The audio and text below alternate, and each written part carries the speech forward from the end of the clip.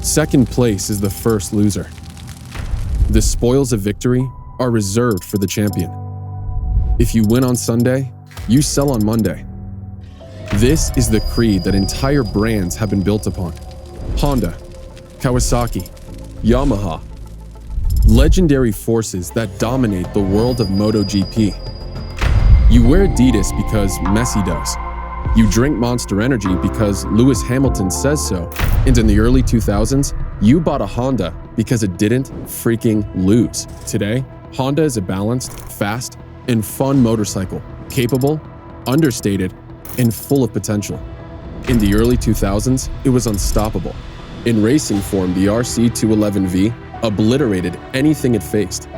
Its performance was so commanding, so colossal, that it sent everyone back to the drawing board. It changed the rules of the game. The RC211V saved a struggling Honda company and catapulted them into one of the most respected names in racing. All thanks to a top-secret project known only as Project 990, Honda created a beast. Its name was the RC211V, and this is how it was born.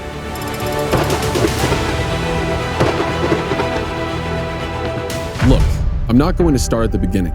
You've already heard that story. There were epic battles, there were partnerships, then came the RC211V. Then there were other bikes, and then there wasn't anything for a while.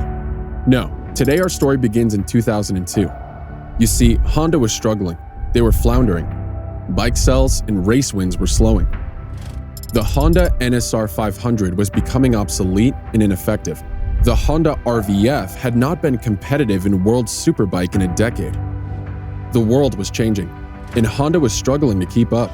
Enter Tetsuo Suzuki, president of Honda Racing Corporation in 2002. Suzuki takes the company by storm. You see, Honda was buried in bureaucracy, so Suzuki directs his people to remember the customers, to stop making outdated bikes, to lead with what is known as the spirit of hunger. Most companies in dire situations go the easy route. They start cutting costs. They build more mass appeal bikes, Harley Davidson, and usually they get out of costly enterprises like racing. But Suzuki wanted Honda to double down.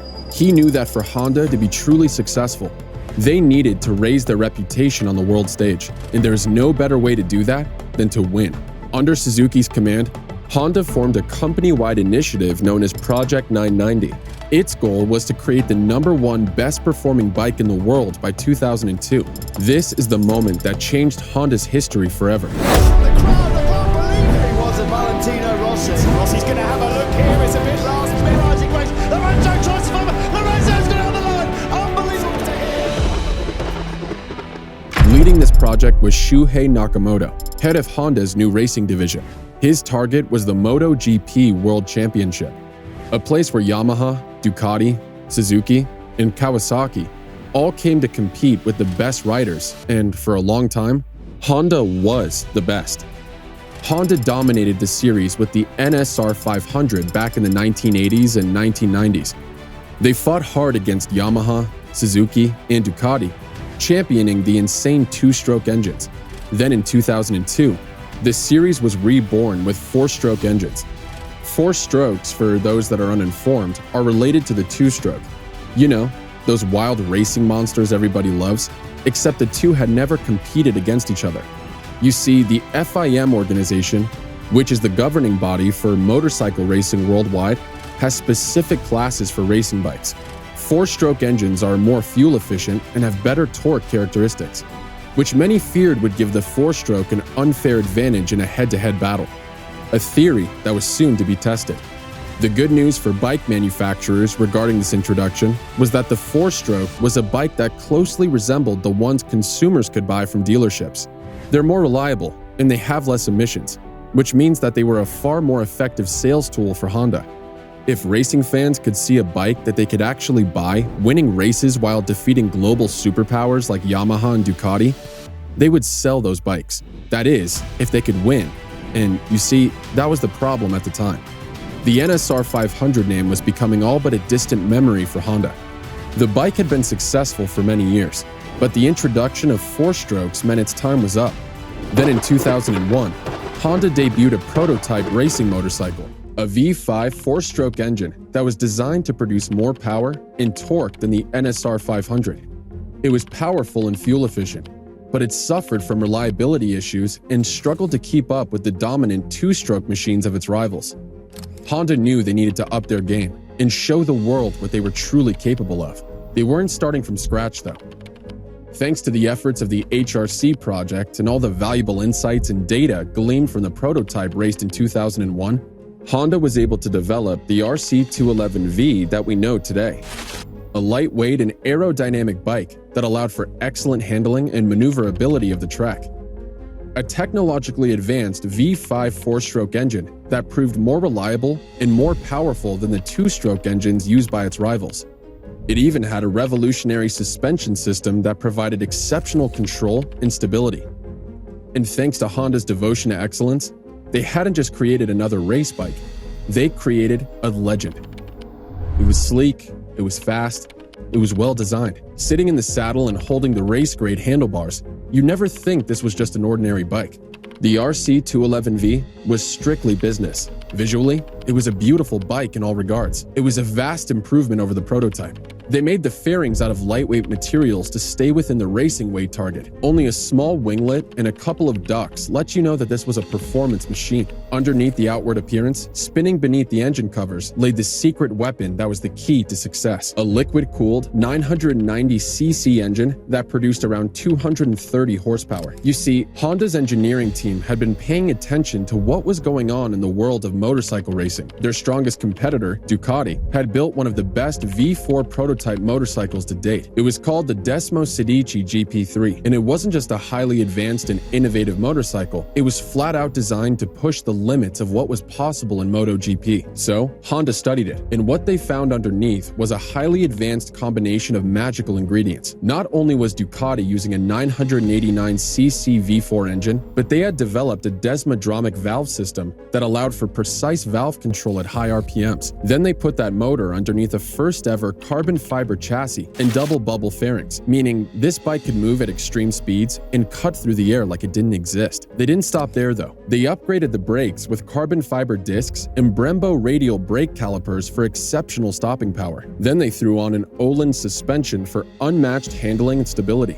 Not to be outdone, Honda took what they learned and stepped it up a couple of notches. Look, if you're not taking cues from the competition, you're not going to win. And for Honda, that wasn't an option. In terms of engine design, Honda used a 990cc V5 engine instead of a 989cc V4. This provided more power and torque, particularly in the mid-range. In terms of chassis design, they used a conventional aluminum twin-spar frame, which was cheaper and easier to repair than the carbon fiber chassis Ducati was using. In terms of aerodynamics, they designed advanced fairings and bodywork. They outdid Ducati exactly where and when it was needed. The result was a more competitive machine that took the top two spots in the Constructors' Championship in 2002, with Valentino Rossi and Max Biaggi at the helm. While the RC213V and its 1000cc V4 engine gets all the glory today, it really was the 990 V5 used on the RC211V that catapulted Honda to success and changed the game for MotoGP racing. But not even Honda themselves could have predicted how this combination of power, technology,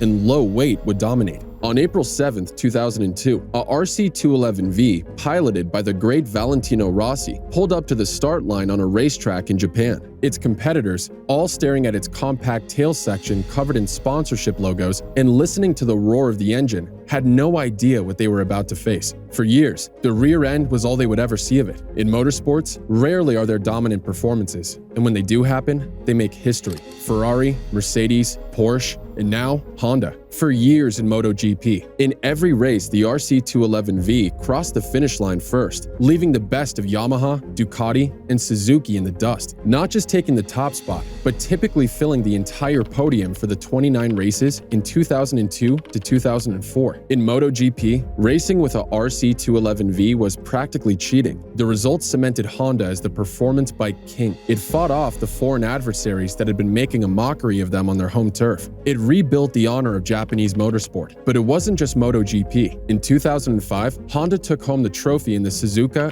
8-hour endurance race. It dominated the Isle of Man TT in 2004, 2005, and 2006. It went on to champion superbike racing as well. In 2003, Best Motoring set a Tsukuba circuit lap record of 1 minute and 0.672 seconds. Honda has the fastest bikes available, period. But it was the RC211V's performance on the track that finally earned it the name King of MotoGP, which is a fitting name. It sounds powerful, dominant. It conjures up images of a bike being ridden at breakneck speeds, going around corners lower and faster than anyone should be capable of, and leaving its competition in the dust. That kind of performance doesn't go unnoticed though. You can't just come to the world stage, lay waste to everything you compete against, become the undisputed king, and not have any controversy. And that's exactly what happened here. Thanks to Honda's engineering and innovation, the RC211V's reign was so supreme that other MotoGP teams accused them of having an unfair advantage. Their claims centered around the bike's innovative Big Bang engine, which used a firing order that differed from the conventional Screamer engines used by most teams. The Big Bang engine fired its cylinders in a way that produced a more controllable power delivery and better traction, which gave the Honda riders a significant advantage over their rivals. Competitors say Honda exploited a loophole in the rules,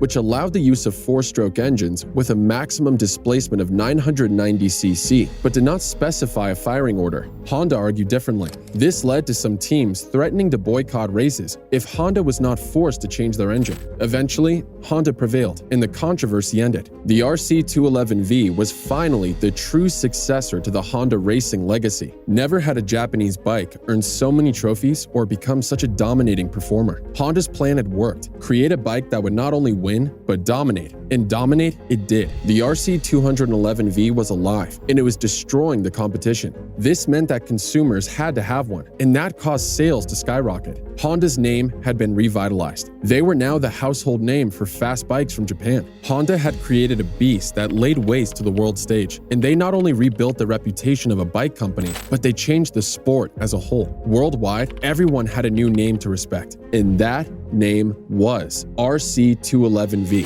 Thanks for watching. Check out my other videos, subscribe, and have a great day. See you in the next one.